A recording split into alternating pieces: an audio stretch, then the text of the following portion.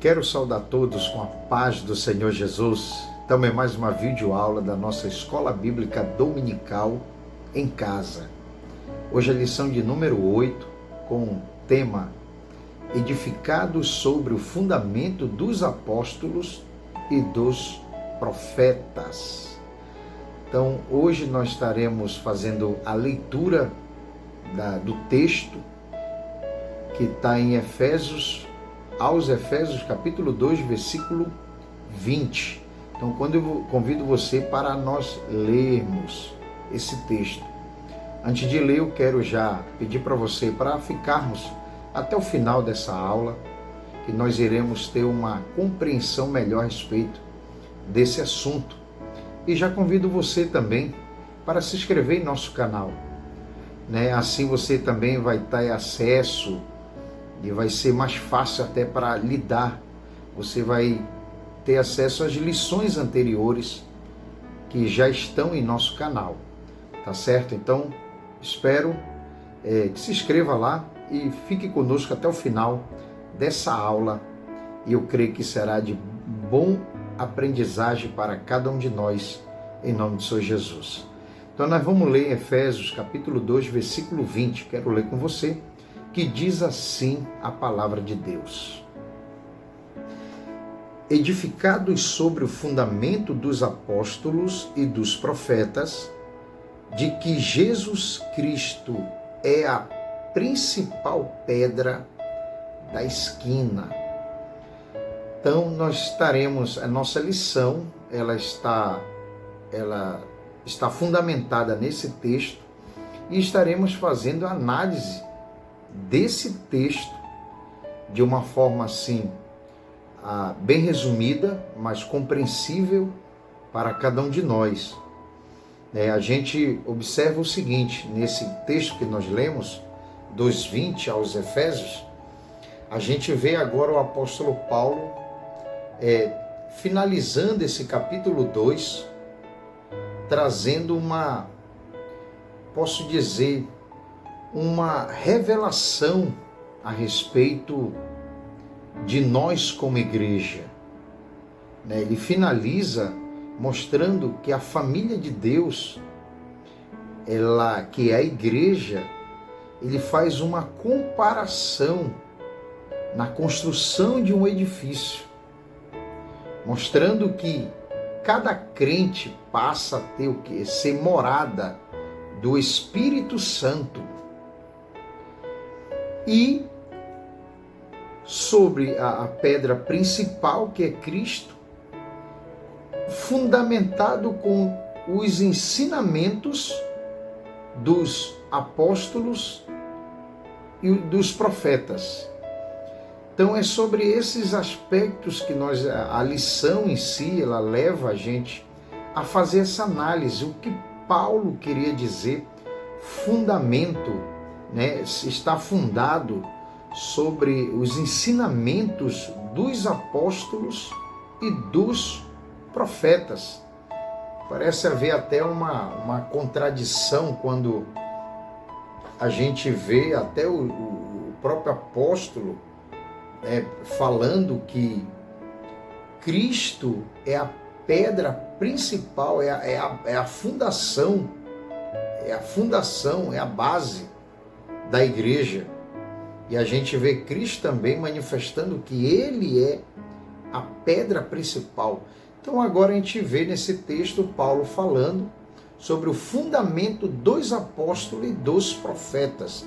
Então nós vamos fazer essa análise e eu creio que nós iremos aprender um pouco mais sobre esse assunto, tá certo? Então nós vamos começar no ponto número 1, que a lição ela apresenta para nós sobre um edifício espiritual.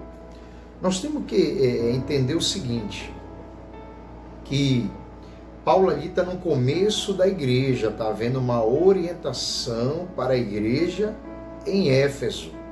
A igreja formada por judeus, que haviam aceitado a Cristo, e os gentios que estavam longe, distantes, agora fazem parte das promessas. Agora os dois juntos, unidos, formando uma só família.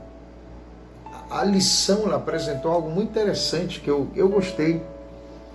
Ela não diz, né, nação, ela fala humanidade. Por que humanidade? Porque nação é como se está uma restrição a uma cultura, a um ponto geográfico. E quando se fala humanidade, se dá a entender que está aberto, amplo, com várias culturas, vários pontos geográficos. Então agora a gente vê o seguinte: judeus e gentios juntos, agora como cristãos, como igreja do Senhor. E Paulo vem e apresenta esse texto, que aparece uma palavra-chave lá.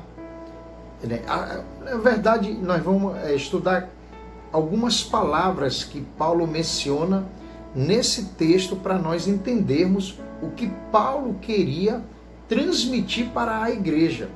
E aparece já ali templo, santuário. Olha o que Paulo ele vai mexer. Eu digo assim, vai mexer, que ele vai trazer de ensinamento para a igreja local em Éfeso, que serviu também para as igrejas vizinhas. Se acredita lá no começo da primeira aula, que essa carta foi direcionada não só à igreja em Éfeso, mas às igrejas que cercavam ali a cidade de Éfeso. Então, olha o que Paulo fala sobre santuário e templo, justamente um ponto que foi, posso dizer, causador de uma inimizade entre judeus e gentios, né? Em toda a história do povo de Deus, de Israel. A gente vê o seguinte, que os judeus, eles tinham o templo como algo venerado para eles, algo esplêndido, né? Que era intocável.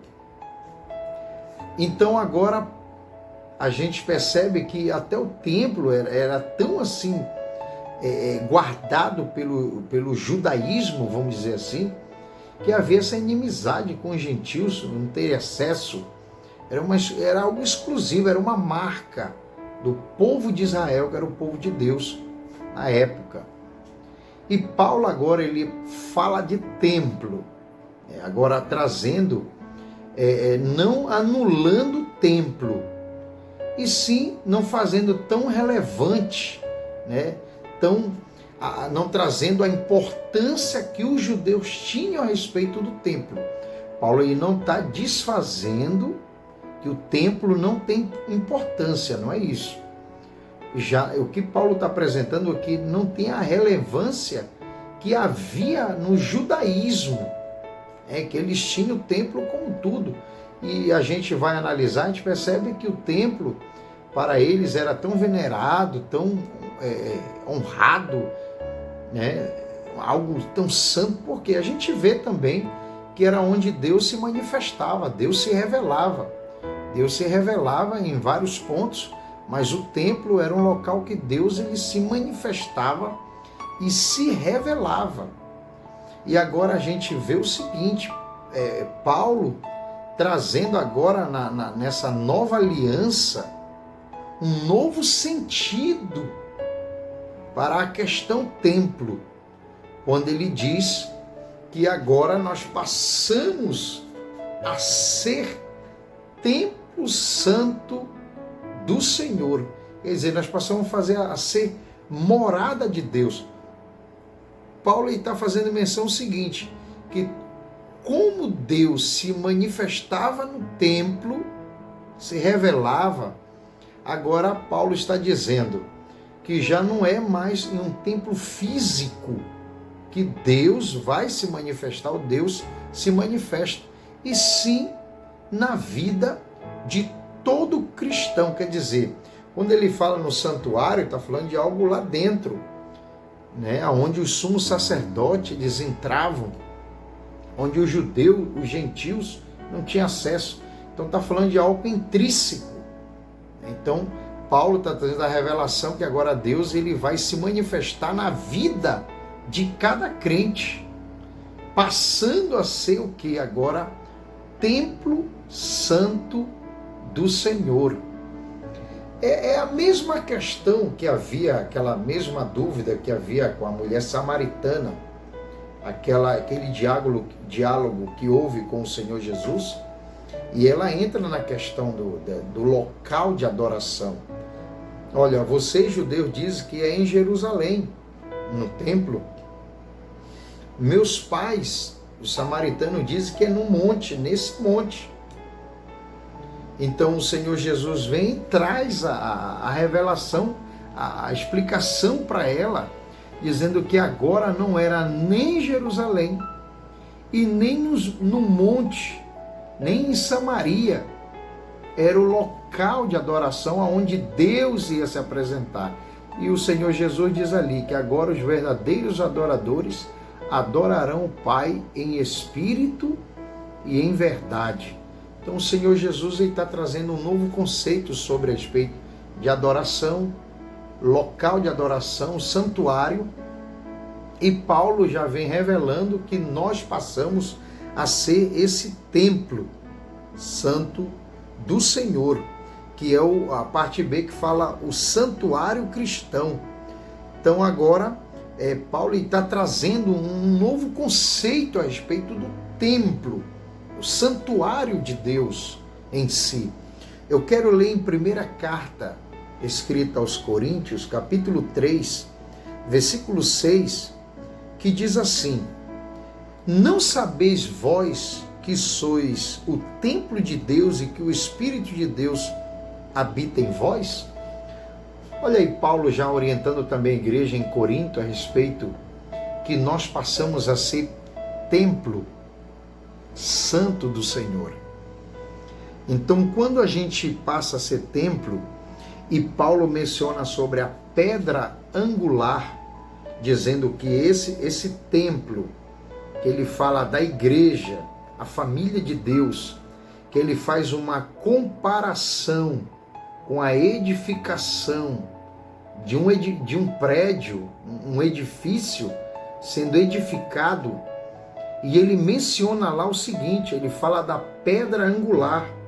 A pedra angular é a pedra mais importante na arquitetura antiga.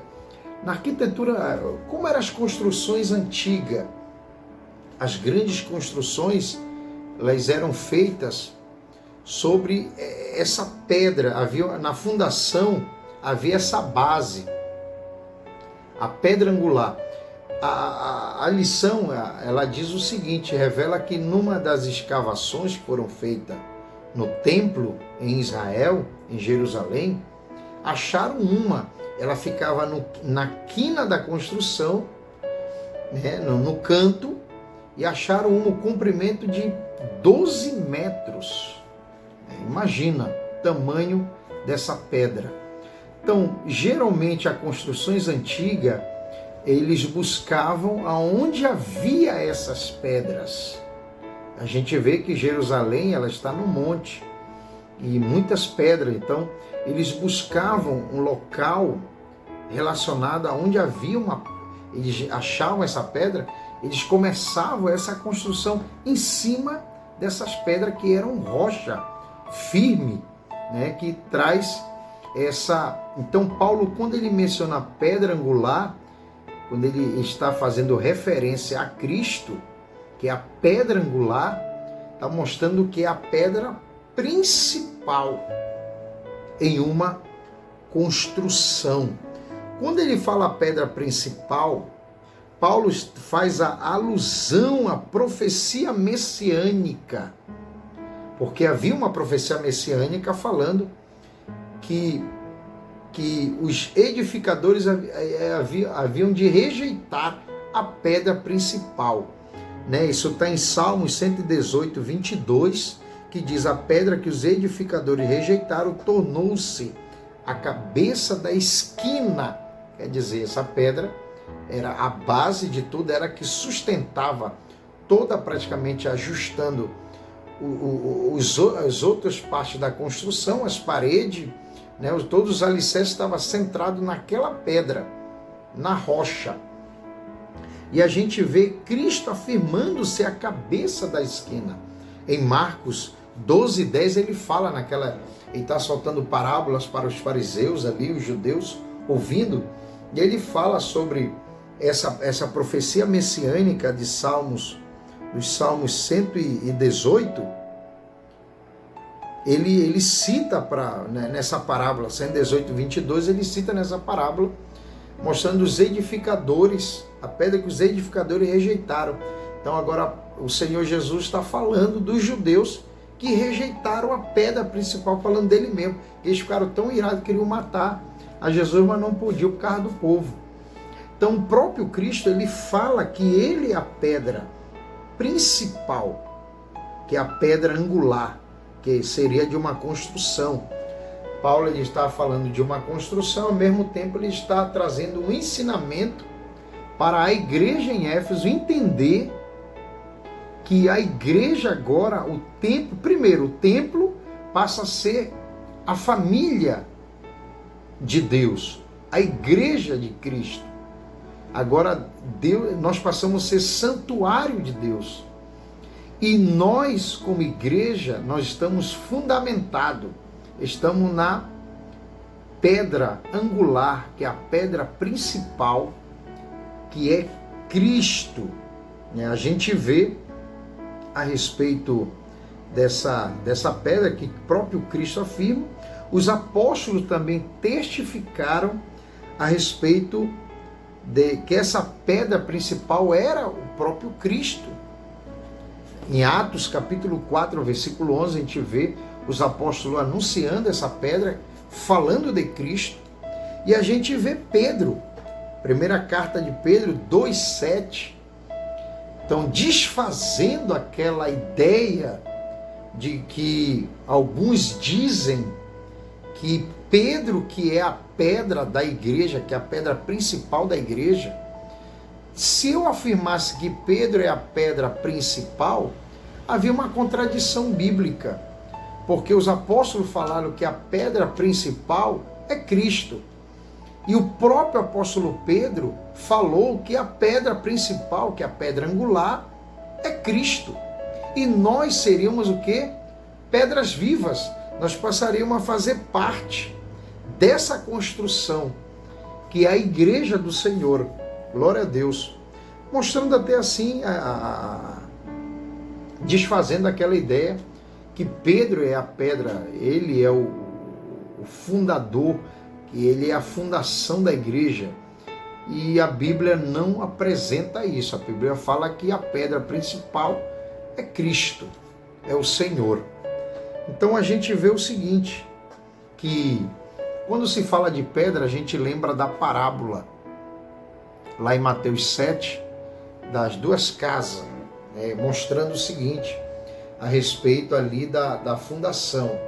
Quando o próprio Senhor Jesus ele cita essa parábola das duas casas, ele fala, olha, uma foi construída na areia e outra foi construída na rocha. E a gente vê que as casas são semelhantes, as situações que vieram de contra ela foram as mesmas, só que uma caiu e outra ficou em pé. A que caiu era a que estava fundamentada na areia, e a que permaneceu de pé estava fundamentada sobre a rocha, que é o próprio Cristo. Glória a Deus. Então que nós venhamos estar sempre firme na rocha, que é o Senhor Jesus. Então quando nós vamos analisar, quando Paulo fala sobre a questão do fundamento dos apóstolos e dos profetas, a gente tem que entender o seguinte. Então, e agora? Está dizendo que a fundação é Cristo. Tem textos para isso, lemos, mencionamos o texto que sim para isso.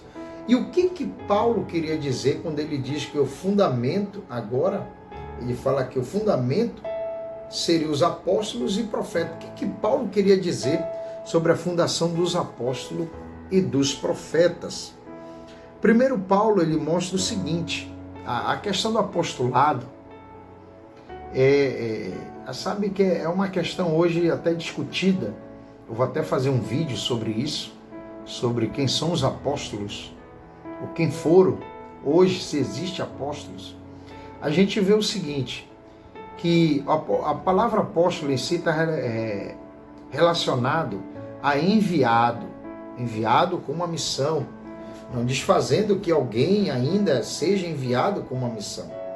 Mas a gente vê o seguinte, que Cristo, ele designa, quando a palavra aparece apóstolo, ela aparece para os 12 que Cristo seleciona para anunciar o Evangelho.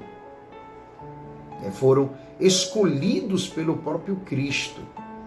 A gente vê Paulo também aparecendo como apostolado, mas diz que foi o próprio Cristo que o chama.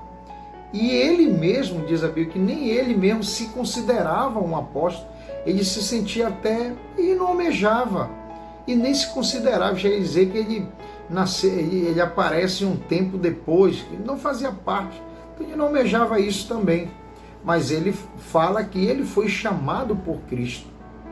Sobre a questão do apostolado, vamos entender algo aqui, o seguinte, que os apóstolos, na igreja de Cristo, Cristo seleciona os apóstolos, eles tinham a questão ministerial deles seria o quê? Ensinar. Ensinar a palavra para a igreja. Então a visão era de ensinamento para a igreja, trazendo a mensagem de Cristo. A gente tem que entender o seguinte, a igreja estava se iniciando, começando a igreja. Eles não tinham a Bíblia como nós temos. Eles não tinham a Bíblia toda organizada.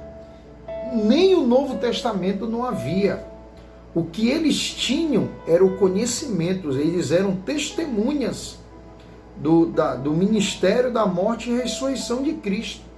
Então eles tinham a parte histórica de todo o projeto de salvação para o homem. Eles foram testemunhas oculares, eles vivenciaram, participaram, viram, conviveram toda aquela situação. E agora eles tinham que transmitir isso para a igreja. Então, aí que entra o papel dos apóstolos e na questão da doutrina dos apóstolos, que entra o papel deles. O papel deles era ensinar. A própria Bíblia diz em Atos capítulo 6, quando houve aquela discussão ali, a gente vê o seguinte, que os apóstolos disseram o seguinte, nós não podemos servir a mesa, nós vamos dar continuidade, nós vamos perseverar na oração e na palavra, nós vamos continuar ensinando, nós vamos continuar orando, buscando a Deus em oração, e Ele vai estar mostrando, passando para nós ensinamento, nós vamos passar para vocês. Então eles não tinham a Bíblia na época. E aí que entra também o papel, a doutrina dos apóstolos, os ensinamentos que eles traziam.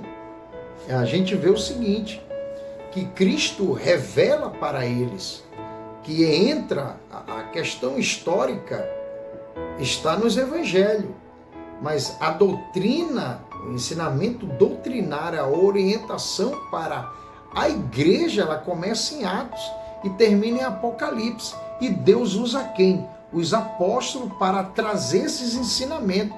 E Paulo, que aparece depois, que tem uma razão para isso também, ele foi o que mais escreveu cartas doutrinárias, cartas pastorais, trazendo orientações doutrinárias para a igreja. Então esse era o papel dos apóstolos, que Cristo designa eles com uma missão de ensinar, de formar.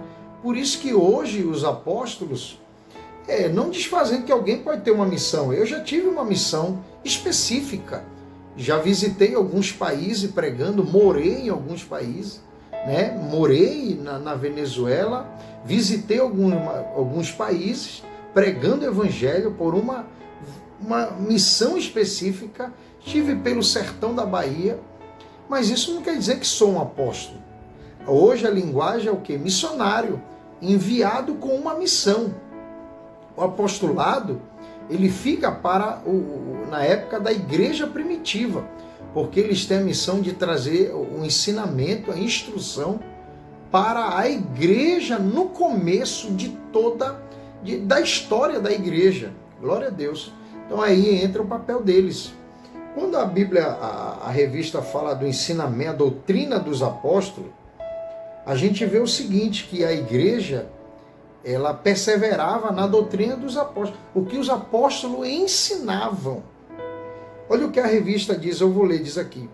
O que constitui o fundamento da igreja não são os apóstolos em si, mas a doutrina que eles ensinavam, ou seja, as escrituras, como diz em Atos 2:42, que diz que a igreja, os que se integravam à igreja, eles perseveravam na doutrina, no ensinamento dos apóstolos. Então, o fundamento não era os apóstolos, e sim os ensinamentos que recebiam de Cristo, né? De Cristo. Então, a gente vê o seguinte, que quando aparece a questão dos profetas, a gente vê que a Bíblia, quando ela fala em 2:20, de Efésios, que nós lemos, que coloca apóstolos e profetas. Não é à toa, não entrou ali, não. Tem uma ordem, tem uma sequência, né? Se tivesse profeta e depois apóstolo, se dava a entender o seguinte, que estava se relacionando aos profetas do Antigo Testamento, que a Bíblia fala deles, o próprio Senhor Jesus fala, quando ele fala dos escritos, relacionando a lei, aos salmos e profetas, está se relacionando aos profetas do Antigo Testamento. Mas esses profetas que diz aqui que eles aparecem como fundamento, que Paulo fala, fundamento dos apóstolos e dos profetas seriam os ensinamentos, dos profetas seriam as revelações que Deus ainda estava se revelando para a igreja, se manifestando à igreja.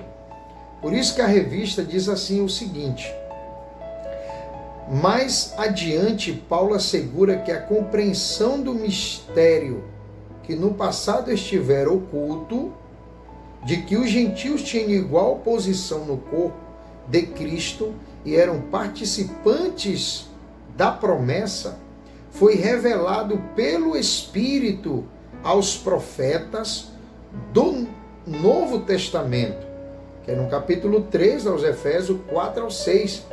Assim, os profetas neotestamentários que falaram, inspirados pelo Espírito Santo, perfazem o alicerce da igreja de Cristo. Então, os profetas, quando a Bíblia fala, está falando da questão da revelação que Cristo trouxe. A lição menciona a revelação dos gentios, o mistério que estava oculto desde a eternidade, que foi revelado, né? Foi revelado através dos profetas. Os profetas, a gente sabe que eram pessoas, na questão de ofício, né? Eram pessoas que ouviam a mensagem de Deus, eles recebiam a revelação das visões. A gente vê isso nos profetas do Antigo Testamento. E os profetas neotestamentários, eles recebem a revelação do Antigo Testamento. Seria a forma de interpretar as visões, as revelações para a igreja, né, agora presente.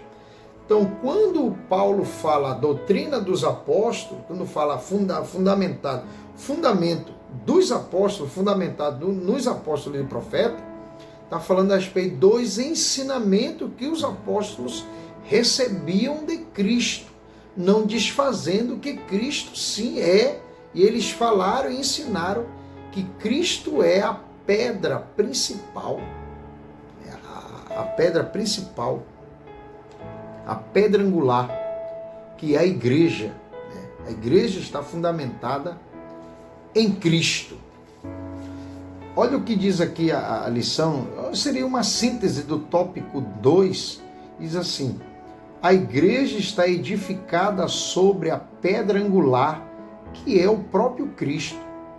O seu fundamento é a doutrina dos apóstolos e os testemunhos dos profetas bíblicos.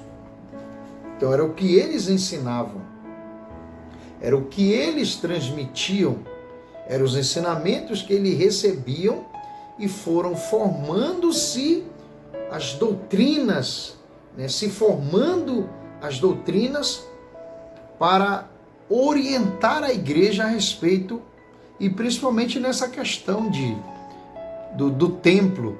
Quem sabe havia voltando lá ponto 1, poderia haver aquela sensação de será, e dar aquela total reverência que havia para o templo. Então Paulo ele recebe essa instrução de Cristo, dizendo que já não era essa total reverência que havia no templo, não desfazendo o templo, mas sim, agora nós passamos a ser o templo de Cristo. Glória a Deus. Então a gente vai para o ponto número 3, que fala edificados para morada de Deus. Edifício bem ajustado. Olha o que Paulo fala quando ele menciona a igreja, ele faz essa comparação com esse edifício. Ele fala de um edifício bem ajustado, cresce. Então o que Paulo queria dizer com isso? Diz aqui a expressão, todo edifício bem ajustado cresce, indica um processo contínuo de desenvolvimento dos crentes. Então a gente percebe que a gente está em constante mudança. Essa mudança, eu posso chamar uma mudança progressiva, sempre progredindo, crescendo. Fala de um processo de desenvolvimento do cristão, quando ele menciona a respeito do edifício bem ajustado. Diz aqui, o crescimento da igreja também depende de tudo ser bem ajustado a Cristo, ajustado em Cristo, ajustado em Cristo. Não adianta a gente fazer as coisas do nosso jeito, da nossa maneira, o que a gente acha, que parece. Não, nós temos que fazer conforme Cristo. Então a igreja, que somos nós, se estivermos ajustados em Cristo, cada um desenvolvendo o que Cristo está que está orientando, que é a cabeça, que coordena o corpo, que nós vamos chegar lá na questão do corpo, em Coríntios, que cada membro tem uma função. Se cada membro no corpo desenvolver a sua função, então é isso que Paulo está querendo dizer também. Se nós desenvolvemos, cada um desenvolve a sua própria função, a igreja vai crescendo, recebendo coordenadas da cabeça que é Cristo, o fundamento que é Cristo. Se estiver ajustado, fundamentado em Cristo, nos ensinamentos que os apóstolos ensinaram, que seria as doutrinas. Olha a importância das doutrinas bíblicas, de eu e você conhecermos os ensinamentos doutrinários das Escrituras para nós como igreja. Então é importantíssimo para nós. Então ele fala desse ajustamento, que a igreja também precisa estar bem ajustado, que seria na pedra angular, que seria em Cristo Jesus. Aí ele fala sobre o templo santo no Senhor, que diz assim, a palavra aqui usada para templo é o vocábulo naon, que designa o recinto interior, o lugar santíssimo, ou seja, o lugar do encontro do sumo sacerdote com Deus. Todavia, a analogia paulina não se refere a uma estrutura material, mas sim ao crente que se tornou templo santo, que diz, não sabeis vós, em 1 carta de Coríntios 3,16, não sabeis vós que sois templos de Deus, sois moradas de Deus. Aí diz aqui, separado do pecado, quem pertence a Cristo passa a viver em santidade, como resultado, ao desfrutar da comunhão divina, o crente recebe o livre acesso à presença do Pai, tornando-se assim morada de Deus no Espírito. Glória a Deus. Morada do Altíssimo, que Paulo ele menciona, diz assim: no Antigo Testamento a expressão morada de Deus fazia alusão ao tabernáculo e depois ao templo israelita. Olha aí, indicava lugar de habitação permanente, de comunhão íntima. Como já vimos, o crente tornou-se templo santo no Senhor. Isso indica que Deus habita em nós por meio do seu Espírito, e tal afirmação ratifica o ensinamento apostólico que Deus não habita em templos feitos por mãos de homens. Ele reside individualmente dentro de cada cristão, bem como no corpo inteiro de crentes, a igreja formada por judeus e gentios. Então, Paulo ele está mostrando para a igreja em Éfeso que nós passamos a ser morada. Deus ele habita em nós. O próprio Senhor Jesus ele falou em João, lá no Evangelho, ele diz que se nós amarmos a Ele e guardarmos a sua palavra, eles, falando no plural, o Pai, o Filho e o Espírito Santo, viria e faria o quê? E fará morada em nós. Então nós passamos a ser morada. Então essa questão do templo que Paulo está passando para a igreja é uma situação até difícil para eles entenderem isso, porque até então quem vem do judaísmo para os gentios não seria tanto, porque também os gentios tinham os templos pagãos deles, que eles ofereciam seus sacrifícios. E os judeus tinham o templo deles também, que era venerado, que ali era que Deus estava. Então agora Paulo está dizendo, olha, Deus ele habita dentro de nós, a igreja, cada crente em Jesus, que estiver em Cristo, Deus ele habita por meio do Espírito Santo. O Espírito de Deus habitando em nós seria o próprio Deus fazendo morada em nós. Glória a Deus. Então, a síntese desse tópico diz o seguinte: Deus habita na vida daquele que, edificado em Cristo, torna-se templo santo do Senhor. Glória a Deus. A conclusão dessa lição diz assim: a comparação da igreja como edifício em construção indica que estamos em processo de aperfeiçoamento até que todos cheguemos à unidade da fé. A pedra angular, que é o próprio Cristo, não pode ser substituída. A doutrina dos apóstolos e o testemunho dos profetas não podem ser revogados. Glória a Deus. Então aqui nós estamos finalizando essa aula que fala edificados sobre o fundamento dos apóstolos e dos profetas. Então que nós venhamos ter aprendido um pouco sobre esse tema, esse assunto, e espero que tenha entendido, compreendido, e que nós venhamos ser a cada dia abençoado e crescendo no conhecimento da palavra de Deus. Tá certo? Então, muito obrigado por ter ficado conosco até o final dessa aula, e que Deus abençoe a cada um de nós, em nome do Senhor Jesus. Um forte abraço.